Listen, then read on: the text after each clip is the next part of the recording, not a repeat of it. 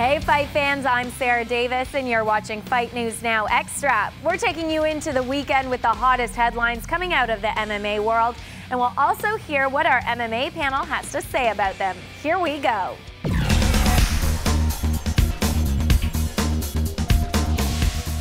Dana White just announced that two-time former welterweight champion Matt Hughes is retiring from fighting, but not from the UFC. Hughes will now step into the role of Vice President of Athlete Development and Government Relations, acting as a mentor to the UFC's fighters. After his win over Michael Bisping, Vitor Belfort may not be getting another middleweight title shot, but Dana White said they're talking about Belfort meeting Strikeforce's last middleweight champion, Luke Rockhold, in the cage. No word on when this bout will happen.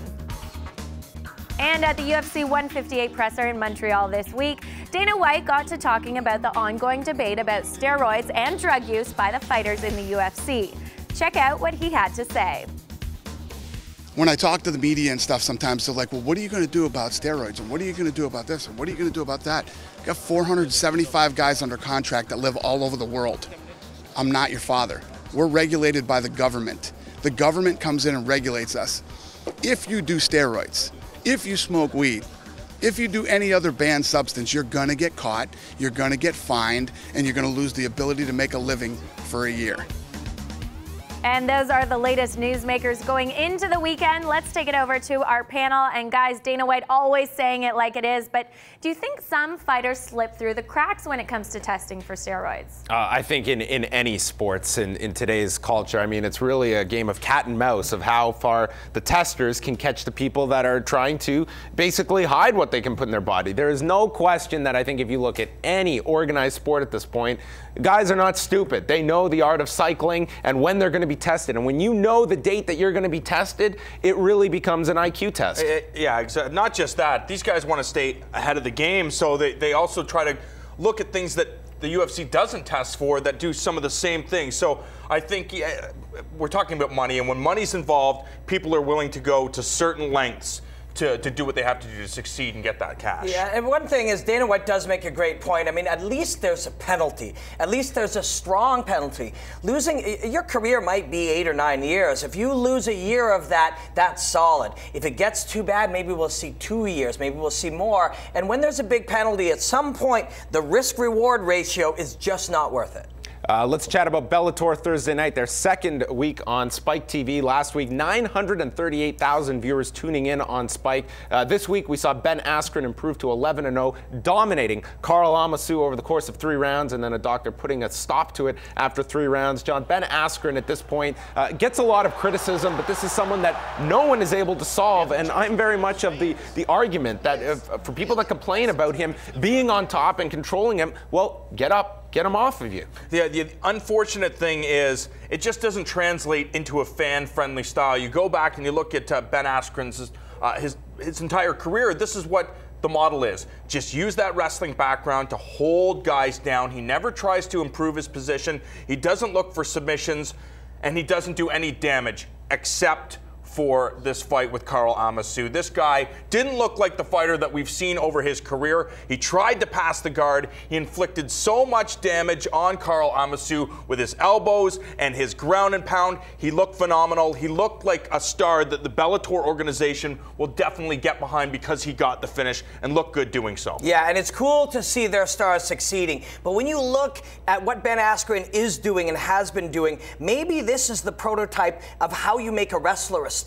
First, you become a dominant wrestler. You win some fights doing what you do well. Then you learn to pass the guard. Then you get ornery. Really, wrestling is about control. Once you are so good at controlling a guy that you have a free hand, you control him and you smash him. Once you're so good at controlling a guy that you have 2 free hands, now you can get ornery. And seeing that evolution, maybe this is how wrestlers are going to evolve now. And I also look at it that Ben Askren is someone here that this guy, yeah, he could go and he's training with Duke Rufus. I mean, there's no question this guy is training stand-up. But if you can go into a fight and protect yourself and have a career that is a lot longer than guys that are going to go out there and just simply stand and trade, I think more power to him. Ben Askren, I think, is going to be someone that a lot healthier than a lot of other fighters that maybe have that mentality of simply going out there kind of balls to the wall. Ben Askren, at this point, no one's been able to solve this guy and is one of the most interesting welterweights right now in the sport. It is very true, but again, this is all about entertainment, and Bellator wants to set themselves apart from the UFC. They want to be known as the #2 organization in the world, and in order for them to do so, they have to have stars that are exciting. And again, you mentioned Duke Roufus's camp. In his corner on Thursday night was also Alan Belcher, a guy that knows how to entertain. So to have this guy as your teammate, your training partner, and the Roufus Sport philosophy of entertainment, Anthony Showtime Pettis and Eric Koch are two perfect examples of that. For Ben Askren to, elevate his game to the point where he's trying to finish guys and entertain the crowd, I think, again, it speaks volumes from their welterweight champion. Yeah, man, and look at what Bellator has done in 2 weeks. They did almost 1 million viewers on their first show, and then their second show, King Mo breaks out. Finally, you get that kind of performance from your welterweight champ. I mean, it's going to be, if it continues like this, it's going to be very, very easy to be a Bellator fan, and they're going to keep growing. This is going to be very interesting. And King Mo did return, defeating Przemysław Michala, who the best video package of last night was Michala saying, after tonight, people will know how to pronounce my name. Unfortunately, the striking of King Mo, the difference here, John, and I think evidence of working with Jeff Mayweather, successful here at Lawal's first fight in over a year. The difference is Bellator wanted King Mo to win. What? So they found a guy that I'm not going to say he's going to be an easy victory for King Mo, but he went out there in cruise control and got the job done in spectacular fashion. This is what we expect. And I got to say, I still don't know how to pronounce his name. Was Marsupial or whatever his name? Or as King Mo called him throughout the build-up, coleslaw. All right, whatever. One of us will get it right. I think John got it. Przemysław Michala. Okay, Come on. yeah, that sounds, that I can't works. spell it. Okay, thanks, guys. And starting at 3 p.m. this Saturday afternoon, we're kicking off a marathon of Invicta FC cards, topped off with the premiere of Invicta FC 3 at 7 p.m. Eastern, featuring the inaugural Atomweight Championship. Coming up next on Fight News Now Extra, we're getting a look at the open workout for UFC on Fox 6.